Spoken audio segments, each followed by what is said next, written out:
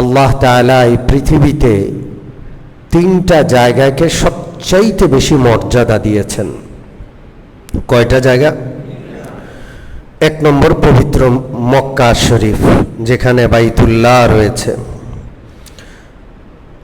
দুই নম্বর পবিত্র মদিনা শরীফ, যেখানে আমাদের প্রিয় রাসূল মুহাম্মদুর রাসূলুল্লাহ সাল্লাল্লাহু আলাইহি সাল্লাম হিজরত করেছেন এবং যেই পবিত্র মাটিতে তার দেহ মোবারক আছে, তিনি কবরস্থ রয়েছেন। তৃতীয় আরেকটা পবিত্র জায়গা রয়েছে, যেটা শাম দেশে ফিলিস্তিনে বাইতুল মুকাদ্দাস মসজিদ, যেটাকে আমরা বাইতুল মুকাদ্দাস বলি। ওই মসজিদ, এটা হলো পৃথিবীর তৃতীয় সবচাইতে দামি জায়গা, আল্লাহর কাছে দামি জায়গা। মানুষের কাছে কত জায়গা দামি হতে পারে? মানুষ ওয়াশিংটনের জায়গাটাকে দামি বলতে পারে, এরপরে আমেরিকার কোনো বিশেষ জায়গা যেখানে দুনিয়াদাররা একত্র হয়েছে সেটাকে দামি বলতে পারে, দুবাইয়ের জায়গাকে দামি বলতে, এগুলো মানুষের কাছে। আল্লাহর কাছে এর দাম নাই। আল্লাহর কাছে কয়টা জায়গার দাম? তিনটা জায়গা। এবং এই তিনটা জায়গাকে, তিনটা মসজিদকে লক্ষ্য করে সফর করা যায়। আমরা যেমন পবিত্র মক্কা শরীফে হারাম শরীফকে কেন্দ্র করে উমরায় যাই, সফরে যাই, ঠিক তদ্রূপ মদিনা শরীফকে, মসজিদে নববীকে কেন্দ্র করেও সফর করা যাবে। ঠিক তদ্রূপ বাইতুল মুকাদ্দাসকে কেন্দ্র করেও কি করা যাবে? সফর করা যাবে। মসজিদে আকসাকে কেন্দ্র করে সফর করার সারা পৃথিবীব্যাপী কোনো পরিবেশ নাই। আমার মনে হয় না বাংলাদেশে এক দুইজনও পাওয়া যাবে কিনা যারা মসজিদে আকসায় সফর করেছে, আমার মনে হয় না। তবে আমাদের এই মসজিদের একজন মুসল্লি, আমি তার নাম বলবো না, তিনি মসজিদে আকসা সফর করে আসছেন। কোন মসজিদ? মসজিদুল আকসা সফর করে এসেছেন। মসজিদে আকসা তথা ফিলিস্তিনে যাবেন, এর কোনো ব্যবস্থা বাংলাদেশ থেকে নাই। তো তিনি ব্যবসায়িক পারপাসে তার এক ইহুদি ব্যবসায়িক পার্টনারের সাথে যোগাযোগ করে কেমনে কেমনে বিশেষ ক্ষমতায় তিনি সেখানকার ভিসার আয়োজন করেছেন এবং ফিলিস্তিনেও গিয়েছেন, ইসরায়েলেও গিয়েছেন, এবং সেই সুবাদে তার মূল লক্ষ্য ছিল বাইতুল মুকাদ্দাস তথা মসজিদে আকসা সফর করা, সেটা তিনি করেছেন। আমাদের মসজিদের নিয়মিত মুসল্লি। সম্মানিত মুসল্লিয়ানে কেরাম, আমি গত সপ্তাহে বলেছিলাম যে এক জায়গা থেকে, একটা মূল কেন্দ্র থেকে পৃথিবীর অস্তিত্ব শুরু হয়েছে, সেটা হলো মক্কা শরীফ। বাইতুল্লাহর জায়গাটা পৃথিবীর সর্বপ্রথম জায়গা, সর্বপ্রথম ঘর, এটা পৃথিবীর কেন্দ্র। এই এক নম্বর কেন্দ্র থেকে পৃথিবীর উৎপত্তি, পৃথিবীর জন্ম। আর সর্বশেষ কেন্দ্র পবিত্র বাইতুল মুকাদ্দাস তথা শাম তথা সিরিয়া, সেই জমিন সর্বশেষ কেন্দ্র। সেখানে পৃথিবীর ধ্বংস হবে, লয় হবে, ক্ষয় হবে, কিয়ামত কায়েম হবে শাম সিরিয়ায়।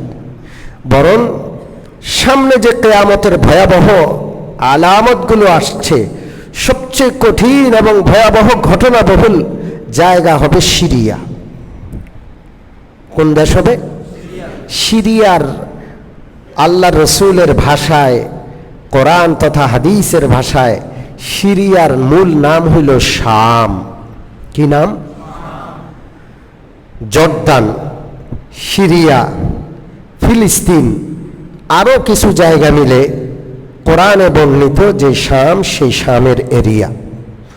পরবর্তীতে দেশ ভাগ হইয়া ফিলিস্তিন ছোট্ট হয়ে গেছে, জর্দান আলাদা হয়ে গেছে, সিরিয়া আলাদা হয়ে গেছে, না হয় সবগুলো অঞ্চল মিলিয়েই সিরিয়া। এটা কিয়ামতের আগের সবচাইতে গুরুত্বপূর্ণ ভূমি। দাজ্জাল পবিত্র মক্কা নগরীতেই ঢুকতে পারবে না, শুধু হারাম শরীফ না, মক্কা নগরী। ওই মক্কা নগরীর চতুর্পাশে আল্লাহ ফেরেশতা দিয়া পাহারা বসাবেন, সেখানে এই দুষ্ট দাজ্জাল ঢুকতে পারবে না। পবিত্র মদিনা নগরী, শুধু মসজিদে নববী নয়, পবিত্র মদিনা নগরীর কোনো পাশ দিয়ে দরজাল ঢুকতে পারবে না। সেখানে ঢুকার জন্য আসবে, কিন্তু সেটার চতুর্পাশে সে ঢুকার চেষ্টা করে কোনো দিক থেকে ঢুকতে পারবে না, তখন সেখান থেকে অন্যদিকে চলে যাবে। দাজ্জালের আবির্ভাব হবে সিরিয়া থেকে। কোথা থেকে? জোরে বলেন। সিরিয়ার পবিত্র জমিন নিয়ে, যেহেতু বাইতুল মুকাদ্দাস সিরিয়ায় এবং মুসলমানদের গুরুত্বপূর্ণ কেবলার একটা কেবলা হলো বাইতুল মুকাদ্দাস, তো সেই আলোচনায় আমি আগে শাম তথা সিরিয়া সম্পর্কে আল্লাহ রসুল সাল্লাল্লাহু আলাইহি ওয়াসাল্লামের কি কি বর্ণনা আছে সংক্ষেপে আপনাদের সামনে তুলে ধরব।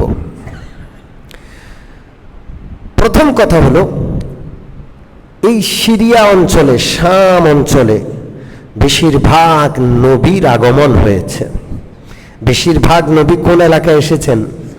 জোরে বলেন। লক্ষ লক্ষ নবী, লক্ষ লক্ষ নবী, হযরত ইব্রাহিম সহ লক্ষ লক্ষ নবী সব সিরিয়ায় আসছেন। পরে আল্লাহ তাআলা হযরত ইব্রাহিমকে দিয়ে মক্কা আবাদ করিয়েছেন এবং হযরত ইসমাঈল, পরবর্তীতে ইসমাঈল আলাইহিস সালাতু ওয়াস সালামের আওলাদদের মধ্যে মুহাম্মদুর রাসূলুল্লাহ সাল্লাল্লাহু আলাইহি সাল্লাম এই অঞ্চলে আসছেন। আর না হয় প্রায় সব নবী সিরিয়া কেন্দ্রিক। সহিহ বুখারীতে আল্লাহ রসুল সাল্লাল্লাহু আলাইহি ওয়াসাল্লামের একটি হাদিস রয়েছে।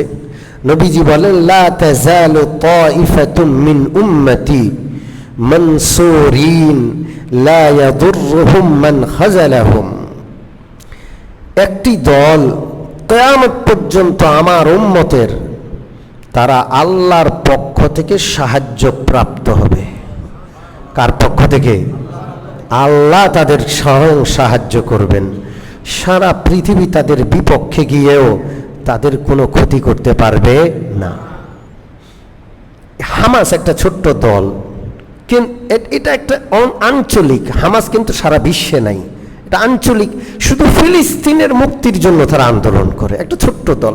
সারা পৃথিবী তাদেরকে সন্ত্রাসী বলে সারা পৃথিবীর সমস্ত শক্তি ঐক্যবদ্ধ হয়ে নির্মূল করতে পারছে? জোরে বলেন। পারবে না। কারণ আল্লাহ রসুলের ভবিষ্যৎবাণী, একটা দল থাকবে যারা হকের উপর থাকবে, আল্লাহর পক্ষ থেকে সাহায্য প্রাপ্ত হবে। সাহাবারা বললেন, ইয়া রাসূলুল্লাহ, এরা কোন দল, কোন এলাকায় থাকবে? তাবরানী শরীফের হাদিসে আছে, আল্লাহ রসুল বলেন তারা শামে থাকবে, অর্থাৎ বাইতুল মুকাদ্দাসকে কেন্দ্র করে তারা গড়ে উঠবে। কোথায়? শামে। এই একটা হাদিস। দ্বিতীয় একটি হাদিস হযরত আব্দুল্লাহ ইবনে ওমর রাদিয়াল্লাহু তাআলা আনহু থেকে বর্ণিত। একদিন রাসূলুল্লাহ দোয়া করছেন, আল্লাহুম্মা বারিক লানা ফি শামিনা ওয়া ফি ইয়ামানিনা। আল্লাহ, আমাদের শাম দেশে বরকত দেন, আমাদের ইয়ামান দেশে বরকত দেন। তো সাহাবীদের মধ্যে কেউ কেউ বললেন, ওয়াফি নাজদিনা ইয়া রাসূলুল্লাহ, ইয়া রাসূলুল্লাহ, নাজদের জন্য দোয়া করবেন না? নাজদ অঞ্চল, নাজদ মানে উর্বর, উঁচা অঞ্চল, নিচু না, উঁচা অঞ্চলকে নাজদ বলা হয়। নাজদের মধ্যে ইরাক আছে, নাজদের মধ্যে সৌদি আরবের জমিনও আছে। রাসূলুল্লাহ সাল্লাল্লাহু আলাইহি সাল্লাম কিছু বললেন না। আবারও শামের জন্য, ইয়ামানের জন্য দোয়া করলেন, আল্লাহ আমাদের ইয়ামান, আমাদের শামে বরকত দেন। এরা বলে, ইয়া রাসূলুল্লাহ, নাজদের জন্য দোয়া করবেন না? আল্লাহ রসুল সাল্লাল্লাহু আলাইহি সাল্লাম আবার ইয়ামান এবং সিরিয়ার জন্য দোয়া করলেন, আর বললেন, নাজ তো ফিতনার কেন্দ্র হবে। কিসের কেন্দ্র হবে? ফিতনার কেন্দ্র হবে। নাজদের জন্য তিনি দোয়া করলেন না। নাজদ কোন দেশ? সবাই বলছেন হাদিস বিশারদগণ, এখানে নাজদ দ্বারা ইরাক উদ্দেশ্য। কোন দেশ উদ্দেশ্য? ইরাক উদ্দেশ্য। ইরাক থেকে হাজারো ফিতনা বের হবে কিয়ামতের আগে। আবু দাউদ শরীফের একটি হাদিসে আল্লাহ রাসূল বলেন, ইজা রাআইতুমুল খিলাফাতা ফিল আরদিল মুবারাকা, তোমরা যখন দেখবা যে খিলাফা ব্যবস্থা পবিত্র জমিনে কায়েম হয়েছে, তখন বুঝবা কিয়ামত এসে গেছে। সাহাবারা বললেন, ইয়া রাসূলুল্লাহ, খেলাফা ব্যবস্থা পবিত্র জমিনে কায়েম হবে। পবিত্র জমিন কোনটা? আল্লাহ রসুল বললেন সিরিয়া, শাম। শামে যখন খেলাফা ব্যবস্থা কায়েম হবে তখন বুঝবা কিয়ামত খুব সন্নিকটে। খেলাফা ব্যবস্থা কি বুঝতেছেন আপনারা? কোরআনী শাসন ব্যবস্থা। কোন ব্যবস্থা? জোরে বলেন। কোরআন একটা সংবিধান, জীবন ব্যবস্থা, আসমানি গ্রন্থ। কার কিতাব? এই গোটা বিশ্বে 200 কোটি মুসলমান আছে, কিন্তু কোন জমিনে, আফগানিস্তান ছাড়া কোন জমিনে কোরআনী শাসন আছে? জোরে বলেন। এটাকেই শরিয়া শাসন বলা হয়। তো রাসূলুল্লাহ সাল্লাল্লাহু আলাইহি ওয়াসাল্লাম বললেন, যখন তোমরা শরিয়া শাসন, খেলাফা ব্যবস্থা সিরিয়ার জমিনে বাস্তবায়ন হতে দেখবা, তখন কিয়ামতের অপেক্ষা করো, কিয়ামত চলে আসবে। আল্লাহ রসুল সাল্লাল্লাহু আলাইহি ওয়াসাল্লামের আরেকটা হাদিসে সিরিয়াকে, শামকে সারা পৃথিবীর কলব বলেছেন। কলব, মধ্যমণি। একদিন আল্লাহ রসুল সাল্লাল্লাহু আলাইহি ওয়াসাল্লাম বললেন, যখন শাম দেশের মানুষ খারাপ হয়ে যাবে, শাম দেশের মানুষগুলো নষ্ট হয়ে যাবে, ওই অঞ্চলেই ফিতনা দেখা দিবে, তখন তোমরা মনে করবা সারা দুনিয়া ধ্বংস হয়ে যাওয়ার সময় আসছে। ওই অঞ্চলের মানুষগুলো সবচেয়ে ভালো, যদি ওই অঞ্চলের মানুষগুলো নষ্ট হয়, ওই অঞ্চলটাই ফিতনা দ্বারা আক্রান্ত হয়, তখন কিয়ামত এসে গেছে। মনে করবা পৃথিবীতে আর কোথাও কল্যাণ পাওয়া যাবে না।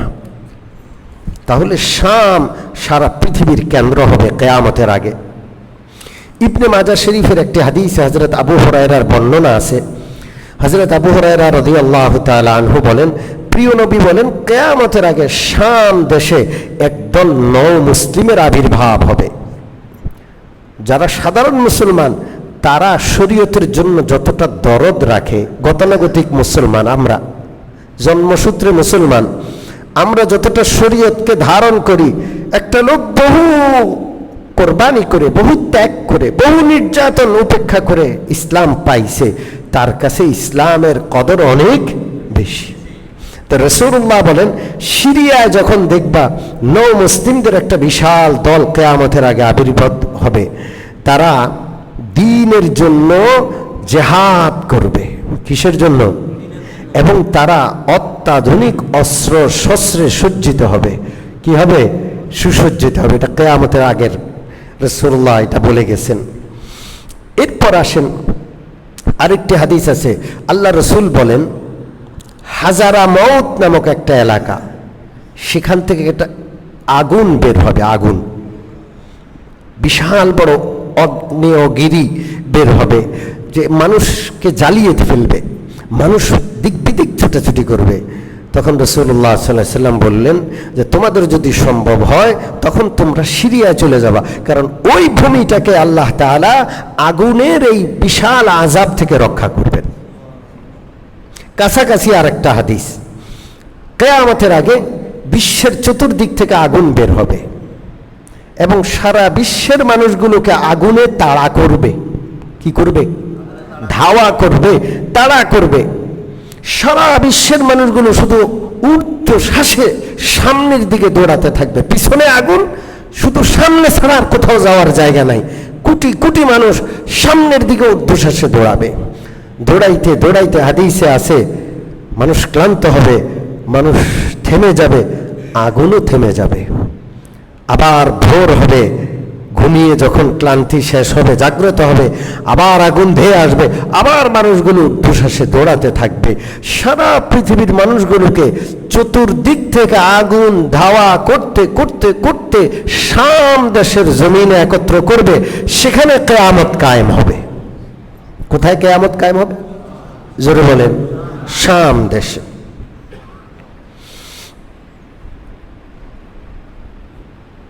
আল্লাহ রসুল সাল্লাল্লাহু আলাইহি ওয়াসাল্লামের আরেকটি হাদিস আছে। আল্লাহ রসুল সাল্লাল্লাহু আলাইহি ওয়াসাল্লাম একদিন স্বপ্নে দেখলেন, ঘুম থেকে উঠে স্বপ্নের বর্ণনা দিলেন যে, আমি আজকে স্বপ্নে দেখলাম আমার বালিশের নিচ থেকে কেউ জানি কোরআনটা নিয়ে যাচ্ছে, এবং আমি তাকায় দেখলাম যে কোরআনটা চলে যাচ্ছে এবং সেটি একটা আলোক বর্তিকা হয়ে, বড় আলো হয়ে সিরিয়ার জমিনের দিকে চলে যাচ্ছে। কোন দিকে? জোরে বলেন। সিরিয়ার জমিনের দিকে। অর্থাৎ কিয়ামতের আগে কোরআন পূর্ণভাবে কায়েম হবে সিরিয়ায়। সর্বশেষ আমি আপনাদেরকে দীর্ঘ একটি হাদিস শোনাবো সিরিয়ার জমিন নিয়ে। কিয়ামতের বড় বড় আলামতগুলো সব সিরিয়া হবে। এই হাদিসটি হযরত নওয়াস ইবনে সামআন রাদিয়াল্লাহু তাআলা আনহুর হাদিস। নওয়াস ইবনে সামআন এর হাদিসটি তিরমিজি শরীফে রয়েছে, মুসলিম শরীফেও রয়েছে। হযরত নওয়াস ইবনে সামআন রাদিয়াল্লাহু তাআলা আনহু বলেন, একদিন সকাল থেকে আল্লাহ রসুল ওয়াজ শুরু করলেন, বক্তৃতা। সাধারণত রসুলুল্লাহর বয়ান, আলোচনা খুব সংক্ষিপ্ত হতো, ছোট ছোট কথা মনে রাখার মতো। কিন্তু আজকে দীর্ঘ আলোচনা করলেন, দাজ্জাল সম্পর্কে আলোচনা করলেন, দাজ্জালের ভয়াবহতা, মারাত্মক কঠিন ফিতনা সম্পর্কে আলোচনা করলেন। এমন এমন আলোচনা ছিল, সেটা এমন প্রভাব বিস্তারকারী আলোচনা যে এই আলোচনা শেষ হওয়ার পরে আমাদের কলিজায় ভয় ধরে গেল। কি ভয়, কি ধরে গেল? কেমন ভয় ধরল? হযরত নওয়াজ বলেন, আমাদের গা মেসমেস করত।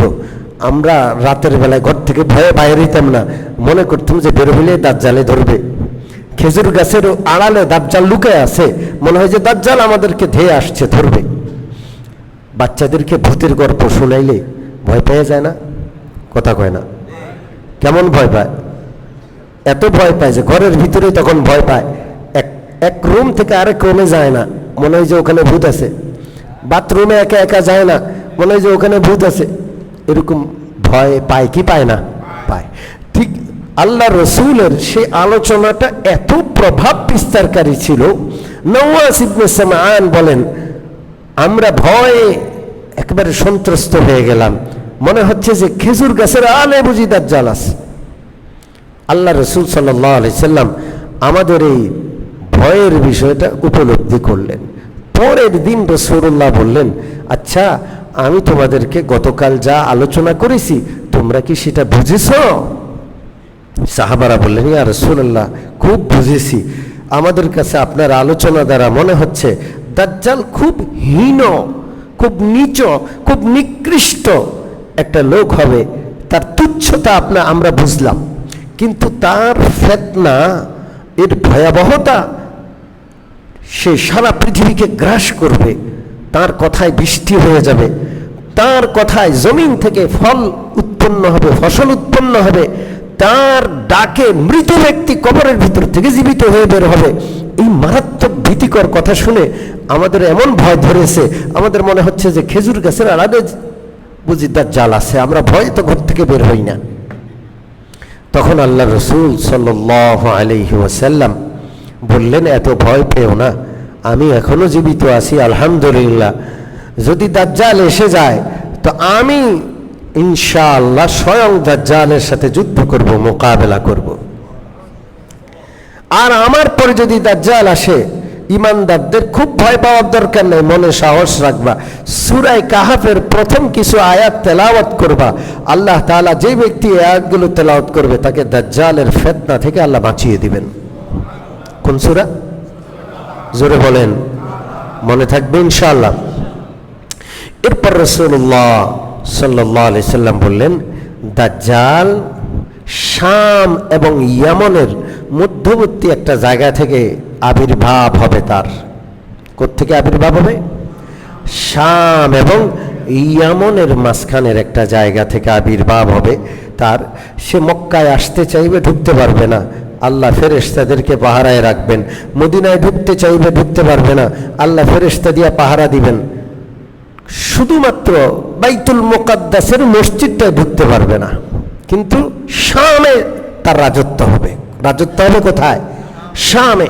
কিন্তু বাইতুল মুকাদ্দাসের এই মসজিদটাকে আল্লাহ হেফাজত করবেন, সেখানে সে ঢুকতে পারবে না। সে সারা পৃথিবীকে তছনছ করে দিবে। সাহাবারা বললেন, ইয়া রাসূলুল্লাহ, সে কয়দিন থাকবে? নবীজি বললেন, 40 দিন মাত্র। কয়দিন? 40 দিন। এরপরে রাসূলুল্লাহ বললেন, তবে 40 দিনের প্রথম দিনটা হবে 1 বৎসরের সময়কাল দীর্ঘ। কয় বছর? জোরে বলেন। 1 বছর। দ্বিতীয় দিনটি হবে 1 মাসের সময়কাল। তৃতীয় দিনটা হবে 1 সপ্তাহের সময়কাল। চতুর্থ দিন থেকে 40তম দিন পর্যন্ত সাধারণ দিনের মতোই হবে। সাহাবারা বললেন, ইয়া রাসূলুল্লাহ, প্রথম দিনটা 1 বৎসরের সমান হবে, দ্বিতীয় দিনটা 1 মাস, তৃতীয় দিনটা 1 সপ্তাহ। এই দিনগুলোতে কি আমরা শুধু 5 ওয়াক্ত নামাজ পড়বো, না সময়ের হিসাব করে করে করে 1 বছরের নামাজেই প্রথম দিনে পড়তে হবে? নবীজি বললেন, না, প্রথম দিন সময়ের হিসাব করে করে 1 বছরের নামাজ পড়তে হবে, কারণ সময়টা 1 বছর। সময় কত? কিন্তু 1 দিনের মতো হবে। এরপর রাসূলুল্লাহ সাল্লাল্লাহু আলাইহি সাল্লাম বলবেন যে সে প্রথমে সিরিয়াতে আবির্ভাব হয়ে একটা এলাকা দিয়ে যাবে। মানুষজনকে ডেকে বলবেন, আমাকে তোমরা প্রভু মানো, অভাব থাকবে না, তোমরা যা চাও তা দিব। তারা বলবে, প্রভু আমাদেরকে বৃষ্টি দেন। সে আকাশের দিকে ইশারা করবে, সাথে সাথে মুষলধারে বৃষ্টি হবে। বলবে, প্রভু আমরা বুঝছি আপনি মালিক, আমাদেরকে ফসল দেন। সে জমিনের দিকে ইশারা করবে, মুহূর্তেই জমিন ফল ফসলে ভরে যাবে। বলবে, প্রভু আমাদের মুর্দাদেরকে জিন্দা করে দেন। সে কবরের দিকে ইশারা করবে, সমস্ত মুর্দারা জীবিত হয়ে কবর থেকে বের হয়ে যাবে, সমস্ত লোক তাকে সেজদা করবে। এই মধ্যে সে আরেকটা অঞ্চলে যাবে, সেখানে লোকদেরকে ডেকে বলবে, আমাকে প্রভু মানো। তারা বলবে, মানি না। তখন সে কিছু বলবে না, ওই এলাকা থেকে শুধু চলে যাবে। চলে যাওয়ার সাথে সাথেই খরা দেখা দিবে। খরা, এমন খরা, আসমান থেকে বৃষ্টি বন্ধ হয়ে যাবে, জমিনে উৎপন্নতা বন্ধ হয়ে যাবে, গরু ছাগল পশু সব মরে যাবে। লোকগুলো অভাবে আর দুর্ভিক্ষ পীড়িত হইয়া এমন কঠিন অবস্থা হবে, খাওয়ার কিছু থাকবে না। ঘরে যে কাঠের দ্রব্য থাকবে, কাঠগুলো দাঁত দিয়ে চাবাবে যেন কাঠের ভিতর থেকে একটু পানি নি পায়। আরেক এলাকায় যাবে, এক যুবককে পাবে, ডাক দিবে। যুবক কাছে আসবে, বলবে, আমাকে মানো। বলে, তুমি তো দাজ্জাল। এই কথা বলার সাথে সাথে তাকে 2 ভাগ করে ফেলবে। এই রান পর্যন্ত তো ভাগ আছে, বাকি অংশটা সে কেটে ভাগ করে ফেলবে। এত দূরে 2টা ভাগকে নিক্ষেপ করবে যে তীর আর তীরের নিশানা যত দূর হয় এত বিশাল, সে মাঝখানে হাঁটবে। এরপর সে মানুষকে নিজের ক্ষমতা দেখানোর জন্য আবার বলবে, এই তুই জীবিত হয় আয়। সে জীবিত হয়ে যাবে।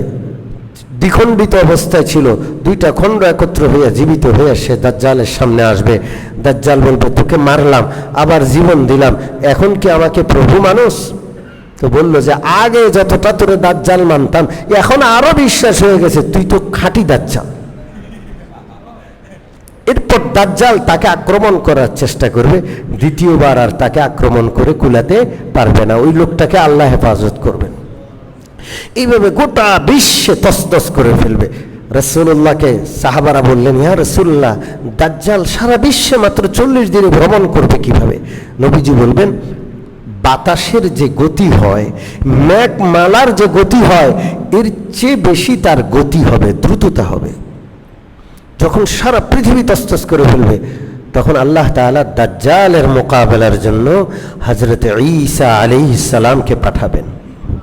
কাকে পাঠাবেন? কোথায় আসবেন? সিরিয়াতে। জোরে বলেন, কোথায়? এই সিরিয়া। সিরিয়ার রাজধানী দামেস্কের জামে মসজিদের পূর্ব পাশের মিনারায় হযরত ঈসা আলাইহিস সালাম আসমান থেকে ফেরেশতাদের কাঁধে ভর করে আসবেন। তখন নামাজের ইকামত হবে, নামাজ দাঁড়াবে, ইমাম সাহেব মাত্র সামনে যাচ্ছেন। হযরত ঈসা মিনার থেকে নেমে মসজিদে এসে কাতারে শামিল হবেন। তার চুল থেকে তখনও পানি টপ টপ করে পড়বে, মনে হবে যে তিনি মাত্র গোসল সেরে আসলেন। ইমাম সাহেব হযরত ইমাম মাহদি তাকে দেখে সাথে সাথে তিনি পিছনে সরে আসবেন, কারণ ঈসা আলাইহিস সালাম তো আল্লাহর নবী, তিনি তো নবী, তিনি তো রাসূল, তিনি তো তাওরাতওয়ালা নবী, ইনজিলওয়ালা নবী। হযরত ঈসা আলাইহিস সালাম ইমামতি করবেন না, তিনি ইমাম সাহেবকে আগায় দিবেন, আপনিই নামাজ পড়াবেন। এই উম্মতের মর্যাদা কত যে এই উম্মতের পিছনে হযরত ঈসা আলাইহিস সালাম স্বয়ং কি করবেন, ইক্তেদা করবেন।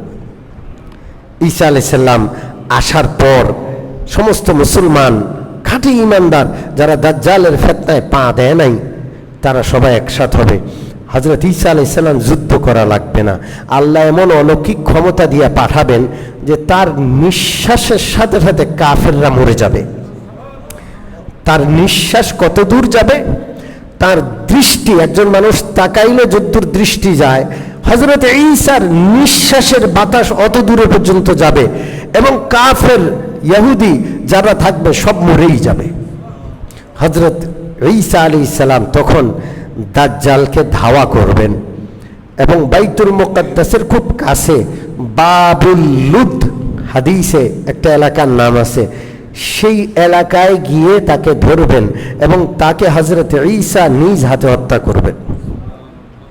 এখন পর্যন্ত সেই এলাকাটার নাম বাবুল লুদ, হাদিসে যেই এলাকাটাকে বাবুল লুদ বলা হয়েছে এখন পর্যন্ত সেই এলাকাটার নাম কি? দাজ্জাল শেষ হয়ে যাবে, দাজ্জালের ফিতনা খতম হবে, কিন্তু সারা বিশ্বকে 40 দিনে সে লন্ডভন্ড করে দিবে। মুসলমানরা একটু স্বস্তির নিঃশ্বাস নিয়ে দামেস্কের এলাকায়, সিরিয়া এলাকায় একটু ঘুরতে বের হবে। এমন সময় আল্লাহ তাআলা হযরত ঈসার কাছে ওহী পাঠাবেন, ঈসা স্বস্তির সময় আসে নাই, আরেকটা ফিতনা আসবে কিয়ামতের আগের ফিতনা। আমি এমন এক দলকে জমিনে পাঠাবো পৃথিবীর কোনো শক্তি তাদের সাথে মোকাবেলা করে পারবে না। তারা হলো ইয়াজুজ মাজুজ। কি নাম? আল্লাহ তাআলা নির্দেশ দিবেন, ঈসা আপনি মুমিন বান্দাদেরকে নিয়ে তুর পাহাড়ে চলে যান, পাহাড়ে উঠে সেখানে আত্মগোপনে চলে যান, এদের মোকাবেলা করার দরকার নাই। তখন আল্লাহ তাআলা ইয়াজুজ মাজুজ যেখানে আল্লাহ কর্তৃক বন্দী আছে, একটা জায়গা আছে, পৃথিবীর মানুষ খুঁজে পায় না, সেটা আছে এক জায়গায়, ওই জায়গাটা উন্মুক্ত করে দিবেন, গেটটা খুলে দিবেন।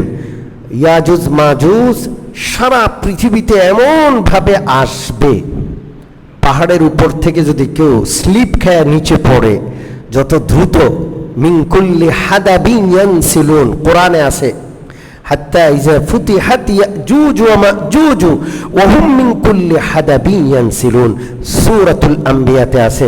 যখন তাদের দরজাটা, গেটটা খুলে দেওয়া হবে, তখন তারা দ্রুত উপর থেকে নিচে পড়লে যেরকম দ্রুত পড়ে, এরকম দ্রুত তারা পৃথিবীকে গ্রাস করবে। একটা সাগর পড়বে, তারা যে দিক থেকে আসবে, ওই সাগরের প্রাণী চুমুক দিয়ে তারা সব খেয়ে ফেলবে। একদল সাগরের পানি খেয়ে সামনের দিকে আগাবে, আরেক দল এসে দেখে যে সাগর তো না, এটা শুকনা জায়গা। ওই দল বিশ্বাস করতেই পারবে না যে এখানে একটা সাগর ছিল একসময়। সারা দুনিয়া ইয়াজুজ মাজুজে ভরে যাবে। ইয়াজুজ মাজুজ সারা দুনিয়া দখল করার পর বলবে, আমরা তো দুনিয়ার সব শেষ করলাম, দুনিয়া দখল করলাম, এখন আসমান দখল করব, আসমানওয়ালাকে আমরা হত্যা করব। তো আকাশের দিকে একটা তীর মারবে, আল্লাহ তাআলা সেই তীরে রক্ত দিয়ে দিবেন। সেটা দেখে বলবে যে আহ, জমিন তো দখল করলাম, আসমানও এখন আমাদের দখলে। তা হযরত ঈসা আলাইহিস সালাম আল্লাহর কাছে দোয়া করবেন, আল্লাহ এই জমিনকে আমাদের জন্য খুলে দেন, এই জালেম থেকে মুক্তি দেন। তখন আল্লাহ তাআলা একটা মহামারী দিবেন। আল্লাহর এই এক মহামারীতে গোটা পৃথিবীর সমস্ত ইয়াজুজ মাজুজের গোষ্ঠী মরে একেবারে জমিন ভরে যাবে, সব ভরে যাবে। তখন হযরত ঈসা আলাইহিস সালাম মুসলমানদের নিয়ে পাহাড় থেকে, তুর পাহাড় থেকে জমিনে অবতরণ করবেন। তখন দেখবেন জমিনে এক বিগত জায়গাও ফাঁকা নাই, লাশ আর লাশ, লাশ আর লাশ, পচা গন্ধে পৃথিবীতে থাকা যাবে না। তখন আবার দোয়া করবেন, আল্লাহ এই আযাব থেকে আমাদেরকে পানাহ দেন। তখন আল্লাহ তাআলা আবার নির্দেশ দিবেন, তোমরা এখন সরে যাও, আবার পাহাড়ে চলে যাবে। আল্লাহ তাআলা কুদরতি পাখি পাঠাবেন, বিশাল দেহের পাখি। এই পাখিগুলো ঠোকর দিয়ে এক একটা লাশ উঠিয়ে উড়িয়ে কোথায় জানি ফেলে দিবে। এইভাবে সারা জমিনের সমস্ত লাশগুলো আল্লাহ পাখির মাধ্যমে উধাও করে দিবেন। এরপরে মুষলধারে এক বৃষ্টি হবে, এই বৃষ্টিতে সারা জমিন ধুয়ে মুছে পরিষ্কার হয়ে যাবে। ইয়াজুজ মাজুজ শেষ। এই সব কিন্তু সিরিয়ার জমিন থেকে শুরু হচ্ছে। কোথায়? সিরিয়ার জমিন থেকে। ইয়াজুজ মাজুজ যখন খতম হয়ে যাবে এই পৃথিবীতে, তখন হযরতে ঈসা, হযরত ইমাম মাহদী এবং মুসলমানরা থাকবে, আর কোনো বেদিন বদ্দিন অমুসলমান নাই। ওই বরকতময় বৃষ্টির পর পৃথিবীর জমিন এমন উর্বর হবে, একটা ডালিম দিয়া এক গ্রামের মানুষের পেট ভরে যাবে। একটা ডালিমের শুকলাকে যখন ছাতার মতো মেলে দেওয়া হবে, এরকম একটা মসজিদের মতো জায়গায় শত শত মানুষ একসাথে ডালিমের ছাতার নিচে বসতে পারবে। একটা উটের, একটা গাভীর দুধ দিয়া এক গ্রাম, এক ইউনিয়নের মানুষ, সমস্ত মানুষের দুধের চাহিদা পূর্ণ হয়ে যাবে। এমন বরকত হবে, পৃথিবীতে কোনো কাফের নাই। বরকত আর বরকত। হযরত ঈসা আলাইহিস সালাম 40 বছর বেঁচে থাকবেন। কয় বছর? এমন ইনসাফ কায়েম করবেন, পৃথিবীতে কোনো না ইনসাফই থাকবে না। এমন সময় হযরত ঈসা আলাইহিস সালামের ইন্তেকাল হয়ে যাবে। সব মুসলমান, কিয়ামত তো আসতে হবে, আস্তে আস্তে মুসলমান কমবে। একবার আল্লাহ তাআলা একটা বাতাস পাঠাবেন, খুব সুন্দর একটা বাতাস, ঠান্ডা বাতাস। ওই বাতাসটা সারা পৃথিবীতে সমস্ত মুমিনের গায়ে লাগবে। লাগার পর মুমিনদের বগলের নিচে একটা ফোঁড়া উঠবে। কি উঠবে? ফোঁড়া। এই ফোঁড়াটা মারাত্মক ব্যথা হবে। এই ফোঁড়ার ব্যথায় একজন একজন করে সমস্ত মুমিন মরে যাবে, আর কোনো মুমিন থাকবে না। থাকবে কারা? ফাসিক, ফাজের, বদ্দিন, আল্লাহর নাফরমানরা পৃথিবীতে থাকবে, মুমিন আর থাকবে না। এমন একটা অবস্থায় পৌঁছবে যে আল্লাহ বলার মতো কেউ থাকবে না। মানুষ রাস্তাঘাটে সবার সামনে অপকর্ম করতে থাকবে। তখন এই সমস্ত মানুষ খারাপ, একটা মানুষ আল্লাহ বলার নাই, একটা মানুষ ইমানদার নাই। সবচেয়ে খারাপ মানুষগুলোর উপর আল্লাহ তাআলা কিয়ামত কায়েম করবেন। আসমান ধসে পড়বে, সূর্য চাঁদ সব খসে পড়বে, পাহাড়গুলো তুলার মতো উঠবে। এই সব সিরিয়া থেকে শুরু হবে। এই জন্য আল্লাহ রাসূল সাল্লাল্লাহু আলাইহি ওয়াসাল্লাম সিরিয়া সম্পর্কে বলছেন, হুয়া আরদুল মাহশারি ওয়াল মানশার। এটা কিয়ামত কায়েমের জমিন, এবং হাসরের ময়দানও সিরিয়াতে কায়েম হবে। তো সিরিয়া সম্পর্কে আলোচনা করলাম যে মুসলমানের 3টা কেন্দ্র। কয়টা মনে থাকবে? একটা কেন্দ্র মক্কা মদিনা, মক্কা থেকে পৃথিবীর উৎপত্তি হলো। আরেকটা কেন্দ্র বাইতুল মুকাদ্দাস তথা সিরিয়া, সেখানে গিয়া পৃথিবী ধ্বংস হবে। সেখানে গিয়া কি হবে? এই 2টা কেন্দ্র মুসলমানের কেবলা ছিল। এই 2টা কেন্দ্র মুসলমানের কি ছিল? আল্লাহ যদি তৌফিক দেয়, আগামী সপ্তাহে কেবলা সম্পর্কে এবং কেবলা পরিবর্তনের যে ঘটনা, সেই সম্পর্কে কি হবে?